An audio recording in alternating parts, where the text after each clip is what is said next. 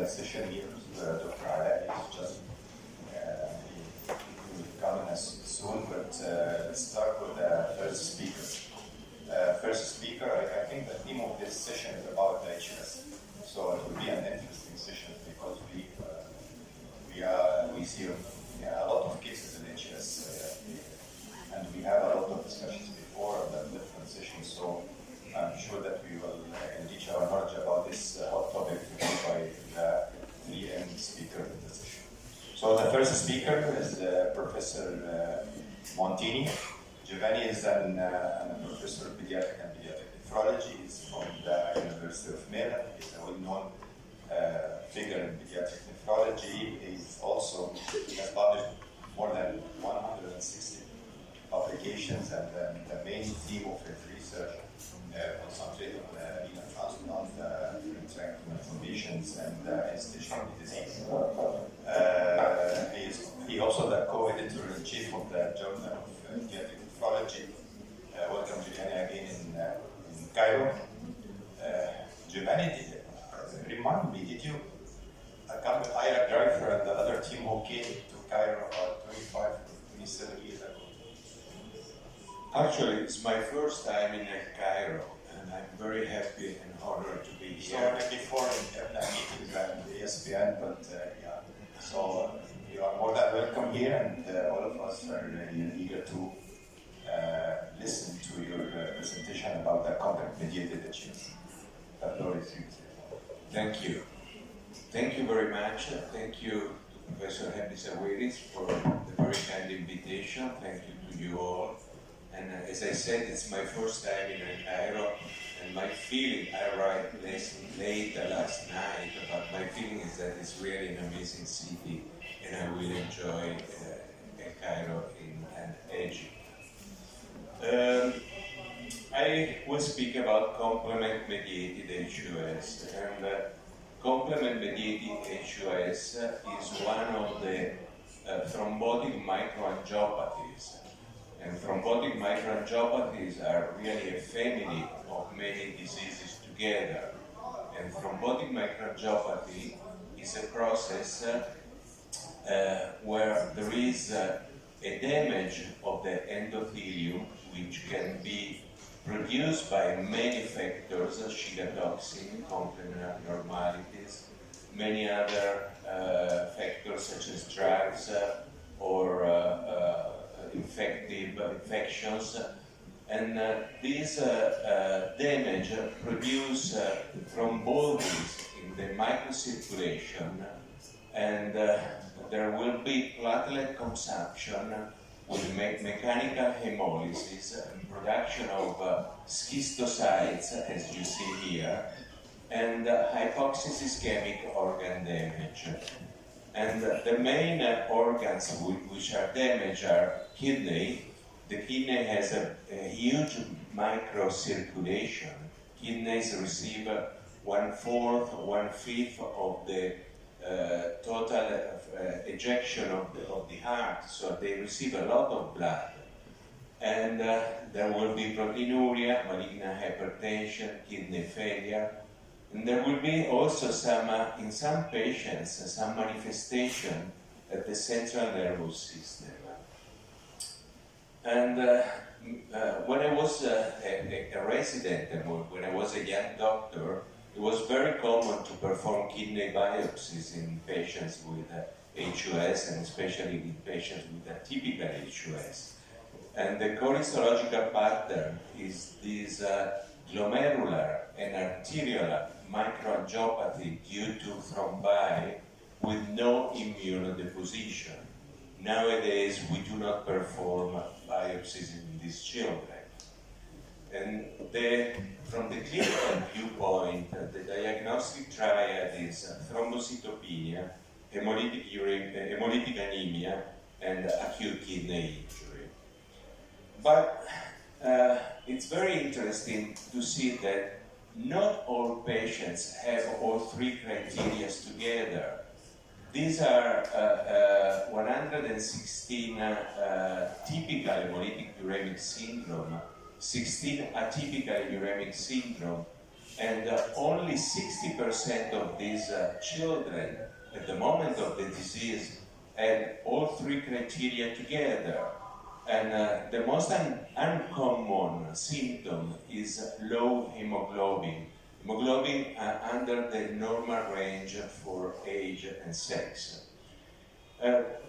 Actually, this could be not very important for pediatric nephrologists, but in some way this is important for pediatricians because most of these children are seen the first time in emergency rooms or by pediatricians or by general practitioners. So what we believe is really the diagnostic trial nowadays is platelet consumption, where there is a thrombocytopenia, but there is an acute reduction in platelet count with immature platelets higher than 3%, and big platelets, because big platelets are those produced by bone marrow very recently. There will be hemolysis with schistocytes, increased LDH, haptoglobin consumption, and there will be kidney damage. We can be renal failure, but can be also only proteinuria or hematuria. So this is what we have in these children: platelet consumption, hemolysis, and kidney damage. This is a diagnostic algorithm based also on epidemiology. So we have thrombotic microangiopathies in children and in adults. 85% of these thrombotic microangiopathies will be Shiga toxin positive with diarrhea, which is typical hemolytic uremic syndrome, only 4% in adults. A small percentage, 3 in children, will be TTP because there will be another 13 less than 10%. This percentage is higher in adults. There will be in adults a huge proportion, percentage of pregnant female with increased liver enzymes and no HACI, which will have hemolysis, elevated liver enzymes, and low platelets, HELP syndrome. And 14% in children will be atypical uremic syndrome, atypical hemolytic uremic syndrome, and 25% in adults. Of those atypical hemolytic uremic syndrome, a very tiny percentage will be secondary to pneumococcal pneumonia, 2% in children and 8% in children will be related to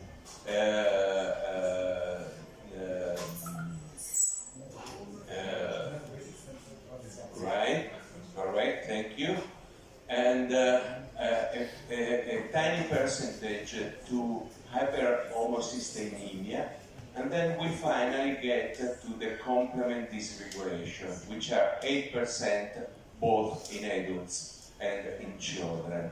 And there will be some other possibilities like a DGK mutation, which is very typical of very young children, first year of life, with massive proteinuria, nephrotic syndrome, very few children described.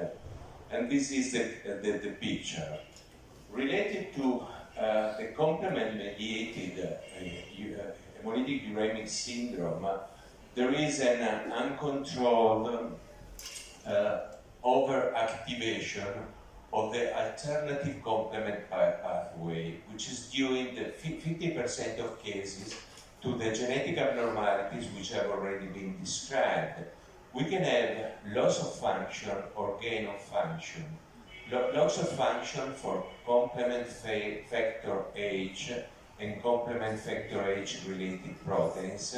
It's very important to remember that complement factor H is really the primary brake on complement activation. And if there is a misfunction, a dysfunction of complement factor H protein, there will be a major activation of complement. While complement factor H related proteins are fine-tuner proteins. We can have gain of function, C3 and complement factor B, 10% will be autoantibodies associated generally with complement factor H related 1 and 3 deletions of the genes deletions, and 40% will be idiopathic. These are the patients that have been seen in our unit in Milano. Gianluigi Ardissino is a pediatric nephrologist who runs the clinic. He sees a lot of patients. He has a very active clinic, both of typical and atypical HUS. And these are 244 patients. 73 are children. 150 of these patients have complement abnormalities, and 109 have triggers which have triggered the hemolytic uremic syndrome. I'll explain later. Some of these patients have complement abnormalities. The most common is complement factor H gene defect. MCP is 10%. Antibodies, anti-complement factor H is 6%. And these are 150 patients, as we have said, and 109 have had previous triggers, mainly infections, but also solid organ transplantation, autoimmune disease, pregnancy, cancer, and so on. And the most common complement-mediated HUS in children, we have 73 pediatric patients, are the primary forms related to gene abnormalities of complement proteins. In adults, we have both primary related to gene abnormalities and secondary related to triggers which have in some way triggered the HUS. What do we do in these patients? We perform in all of these patients next generation sequencing to search for mutations of genes related to these proteins. We have in this case an analytical sensitivity specificity of 98%. And we perform also a probabilification analysis for the search of microdeletions or microduplication and hybrid genes related to these proteins, because these are not detected by next generation sequencing. And we have a sensitivity of 90%. We look also for the presence of antibodies anti-factor H. Interestingly, this is a study published some years ago of a cohort of 108 post-diarrheal HUS. Of these, 75% were Shiga toxin positive. And these patients were studies for complement abnormalities, for gene related to complement abnormalities. And were compared to 80 controls of the same age, 500 patients coming from the 1000 Genome Project. And it's very interesting to see that some abnormalities were present in all these cohorts of patients. But the conclusion of the study is that very rare pathogenic variants with minor allele frequency, 0.1%, are more frequent in Shiga toxin positive patients than in controls. And therefore, there could be a role of complement activation also in Shiga toxin associated HUS. In rare cases, genetic abnormalities may contribute to complement activation. And the only patient who progressed to end-stage kidney disease carried a factor H pathogenic variant. And they suggest that the genetic screening should be considered in post-diarrheal HUS patients who progress rapidly to end-stage kidney disease. Well, I believe that this is a bit late, because when you are in end-stage kidney disease. There's not much to do for the kidneys. So there should be some way in some patients to decide when to perform a genetic analysis and when also to perform a rescue treatment with a C5 inhibitor. So the differential diagnosis between STEC HUS and complement-related HUS is not easy because kidney damage is present in both, aptoglobin is increased in both patients, LDH is increased in both, C3 is decreasing complement-related but also in STEC HUS and can be normal in both. What is in some way important is to see how the platelets normalize with the overcome of the infection. Because in STEC HUS there is a spontaneous normalization of the platelet count, and in complement-related HUS there is a normalization only after the use of complement 5 inhibitors. What is the treatment of this condition? Well, red blood cell transfusions. We recommend to perform transfusions only when hemoglobin is less than 7 grams per deciliter, and the target hemoglobin is 9 to 10. And we recommend very rarely to perform platelet transfusions, only when is present active bleeding and when there is the need of significant surgical procedures. If we have to insert a central venous catheter, for example for dialysis, well, it's not necessary to perform platelet transfusions in these patients. Before 2011, as was already said, the treatment was to perform plasma therapy, either plasma exchange or plasma infusions. But the rate of response was not so good. This is a very interesting case series. And the only cases which responded in an adequate percentage to plasma exchange were those patients with anti-factor H antibodies. And this is very reasonable because you remove the antibodies. There is also the need to perform immunosuppression in these patients. But all the other complement-related HUS didn't respond well, and there was, in the long term, a high rate of end-stage kidney disease and recurrence after kidney transplantation. In 2011, there was approved the use of a C5 inhibitor, Soliris, which is a humanized monoclonal antibody which targets C5, preventing its cleavage.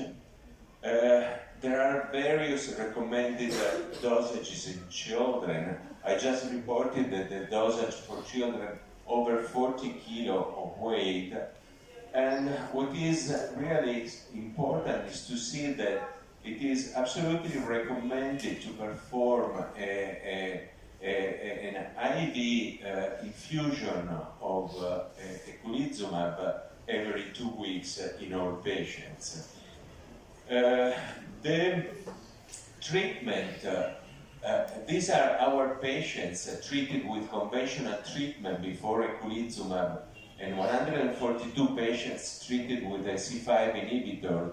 And you can see that in those patients with demonstrated genetic abnormalities of the complement proteins, there is a striking difference as far as success is considered for the restoration of kidney function. So C5 inhibitor is really very useful. Should it be given lifelong? Because this is what is actually recommended. In our center, like in most centers nowadays, we try to discontinue this treatment. And there is no recurrence, no relapse of the disease in the secondary and idiopathic forms, but there are recurrences in primary forms up to 62%. So what do we do? we evaluate the classical complement pathway activity dosing CH50, and we actually adjust the interval between the infusions of eculizumab on the basis of this activity in the plasma. These are 38 patients with a typical HUS. 22 patients were receiving eculizumab every 28 days and 16 every 21 days. And this was based on the level of CH50. Our policy is to tailor eculizumab treatment if the level of CH50 less than 2%, the interval between administration is increased of 1 week. If it is between 3 and 30, the interval is confirmed. If it is over, the interval is shortened of 1 week. And with the combination of discontinuation in some patients and a tailored treatment of C5 inhibitor, the cost is reduced in a very important way. These are very expensive drugs, actually. And also, if you have the first episode of HUS in a 25 years old man or 30 years old man, where you demonstrate a genetic abnormality, a genetic mutation, this guy has lived 25 years without any HUS. So is there a rationale giving him a lifelong treatment every 2 weeks? Actually, no. Also because, especially children, they need to come to a hospital with for the administration of the drug. How to monitor for disease relapse? In a very, very simple way. Monitoring hemoglobinuria with a dipstick at home. Very easy. In our experience, more than 1,500 determinations and almost 9,000 patient months, we have a sensitivity of 100%, which is very important because the negative predictive value is 100%. Specificity and predictive positive value are lower, but what is important to us is to be sure that there is no relapse. So if there is no hemoglobinuria, there is no relapse. Hemoglobinuria is the very first sign in a patient of a relapse. Very easy to monitor at home. Very simple. There are other drugs. Eculizumab is the most important, most used drug. Iptacopan is now studied in phase 3 studies for relapse prevention. It's not yet standard in acute atypical HUS. It's an interesting drug because it's administered orally and is a C5 inhibitor. Is a complement factor B inhibitor. And eculizumab, you need to administer it intravenously every 2 weeks. Ravulizumab is an alternative, has the same target, a longer half-life, and a maintenance is every 8 weeks. More interesting from this viewpoint. And covalimab is the new kid of these drugs. It can be administered subcutaneously every 4 weeks. It's very important to keep in mind, as it has already been said, that complement is especially critical. It's very important to defend for infections, especially encapsulated bacteria and Neisseria species. So it's very important that these patients are vaccinated, and if you need to use in an emergency situation the drug, you have to consider antibiotic prophylaxis. For decades, HUS has been considered a contraindication to kidney transplantation when these kids and adults reach end-stage kidney disease. These are the data from previous series. You see, these are control patients. These are patients with atypical HUS, and they have a high risk of recurrence and a high risk of losing the kidney. And also the use of plasma infusion and plasma exchange in this patient didn't change the very bad prognosis and the risk of relapsing and losing the graft. This is our experience since the use of the C5 inhibitors. These are 26 patients transplanted in our adult and pediatric unit.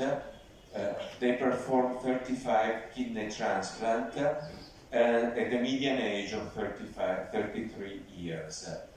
This is a bit complicated graph, but it's clear if you see that in the patients where we use eculizumab, the bar is blue. It was started in 2011. There are no more red bars which correspond to dialysis and losing the kidney transplant. So what we do in this patient, we perioperatively confirm the remission, evaluating the platelet levels, the levels of haptoglobin and LFPH. We perform eculizumab preoperatively. We do it 1 hour before kidney transplantation with the dose appropriate to the patient weight, and we start with the standard immunosuppressive regimen. And then we monitor the complement activity to evaluate the complement suppression and to decide when to administer this eculizumab to these patients.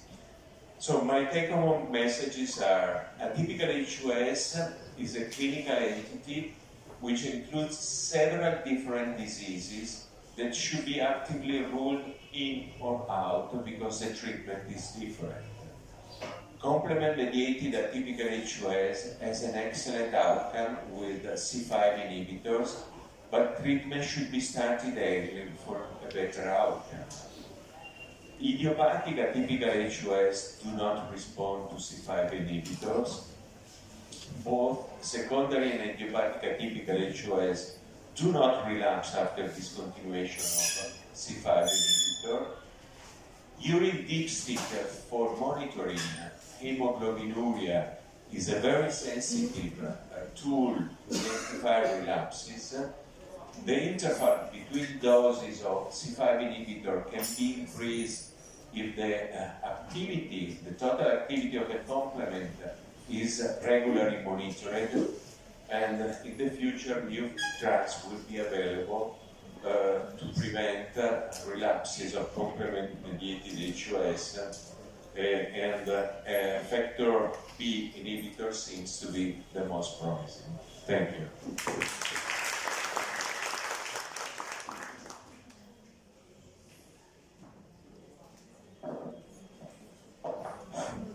Thank you, Giovanni, for this excellent presentation. Tell that, yes, you prepared the MCQs. The floor is open for a question or two for Giovanni. If you have any questions for that. Yes, we have 2 hands up. Yes. Okay. What do you think?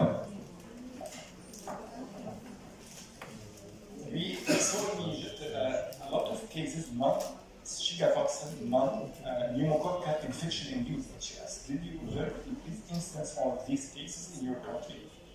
Non-shigafoxin, non-pneumococcal, like flu, like COVID, after COVID phase. Well, not many, really. We see some of them, but the number is really very limited. I think the second lecture will focus on infection-induced. Yes. Yeah. I hope that I will have some answers for that. Okay, so, okay, thank you. And you have a comment? If I may say, elaborate in your lectures, okay. if I may say something regarding this aspect, in the last 3-4 years, we have seen a number of Shiga toxin positive HUS in children who came to Egypt for vacation when they come back home. So 25% of our Shiga toxin positive HUS are children coming back from vacation in Egypt. So it's a major risk factor in our country. So this is in some way important that we should try to analyze this aspect. These are children coming mainly from the Red Sea area. They go to vacation there. They of course eat something which is contaminated. But we have a number of them. I don't know if this is the same experience in UK. It actually it is. It looks like that we have a fairly good proportion of children returning from vacation. Some of them also from Egypt or Asian countries. That they are coming with quite high burden of developing a Shiga toxin called HUS. Sometimes we have a trouble to really completely identify or confirm that it was infection caused because you have a quite short time frame to identify the infection, which I will be speaking about in my lecture. So how could you label patient with HUS recover or another patient who will not recover if proved not to have any pathogenic genetic variant and negative investigations for pneumococcal and no past history of Shiga toxins by ELISA or whatever, and this patient recover? Could you label idiopathic, or could you label him genetic without identifying genetic mutation, or maybe infection but we couldn't trace?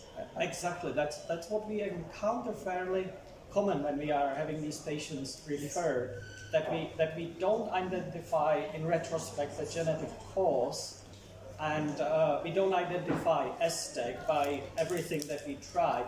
But that could be because when I was speaking to our health protection agency about that, they estimate, you can't confirm negative result, but you can.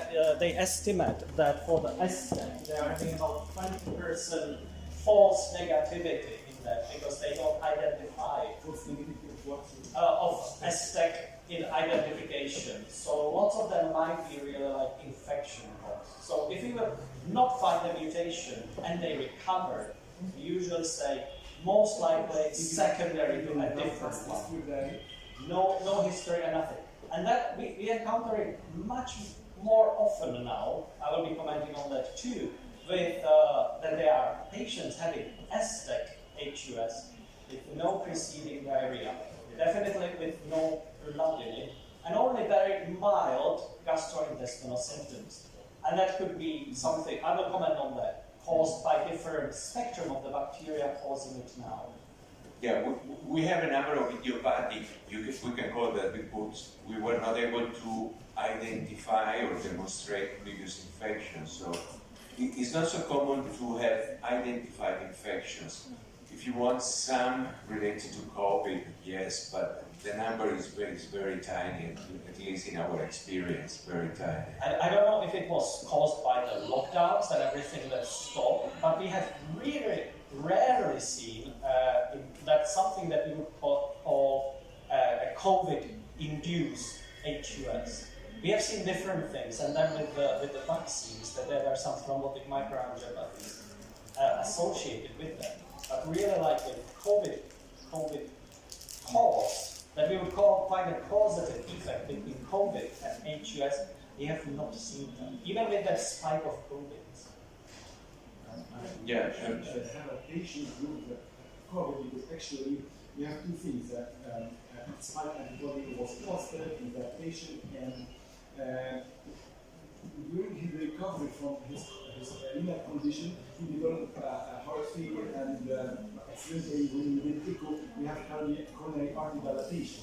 Right. My feeling is that the epidemiology of infections in your country is a bit different from the epidemiology of infections in our country. So the causes of HUS could be different in this way. We don't see some of them because our epidemiology is very different than yours. So, as you said, you mentioned a very important fact actually, because You mentioned that you recommend to give patients with anti-H antibodies to start this ectorinab or others C5 inhibitor. And you mentioned that this is the only, the only cohort of patients that respond to the plasmapheresis and so on and so on.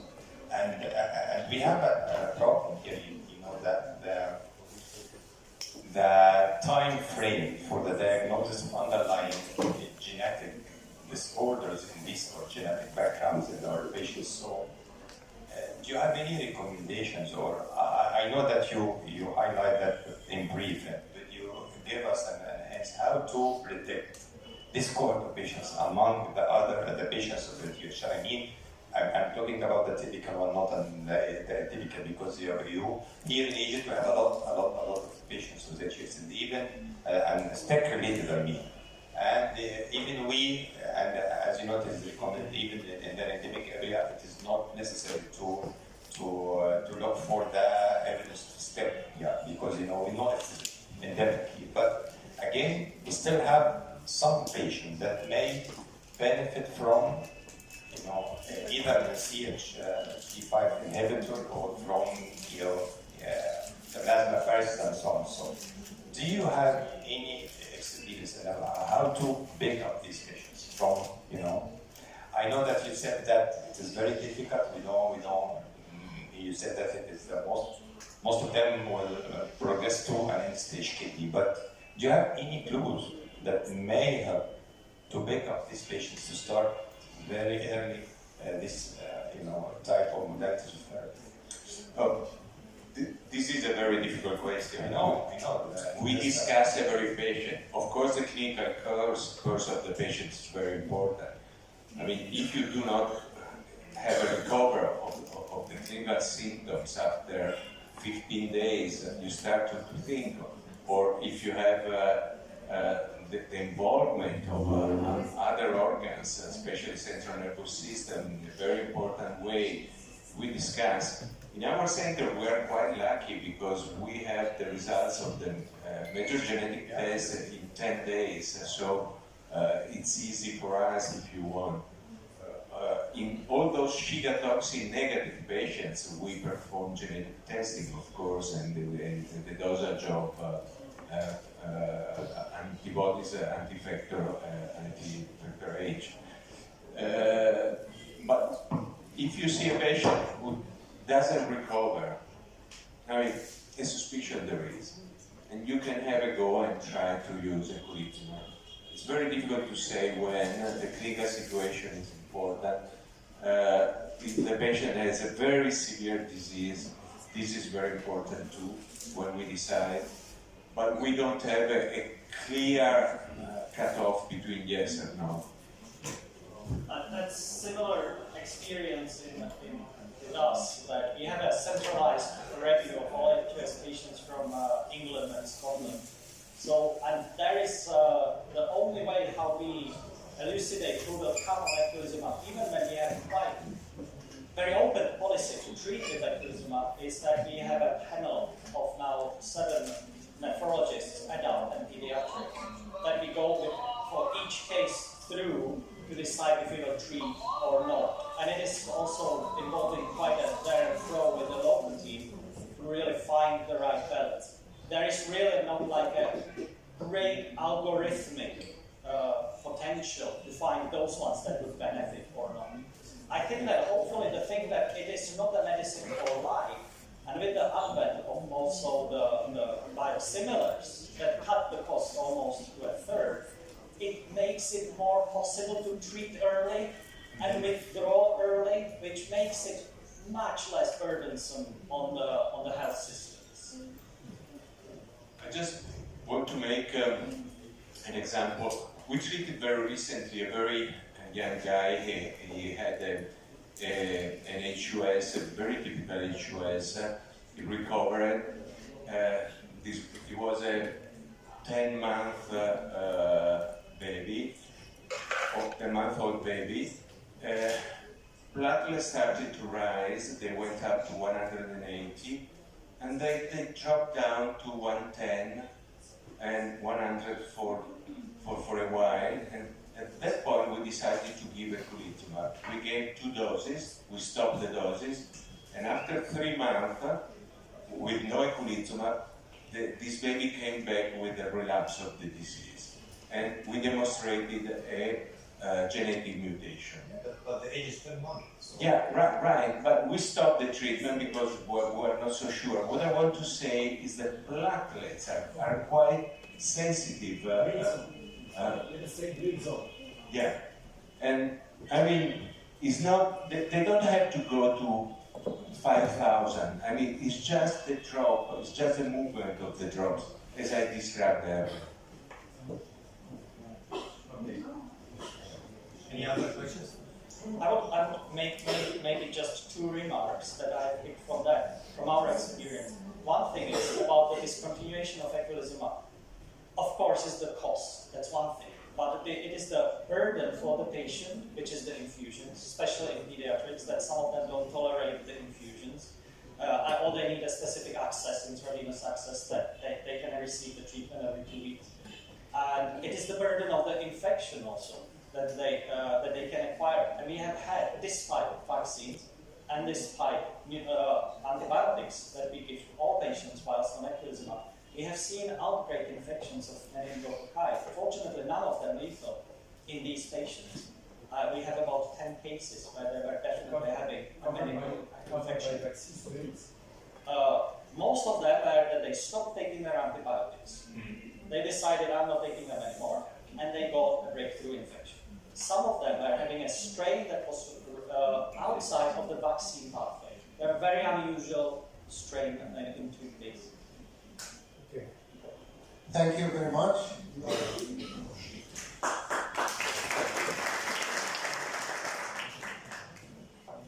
are proud to welcome Professor Nashin Alina. Not a professor, unfortunately.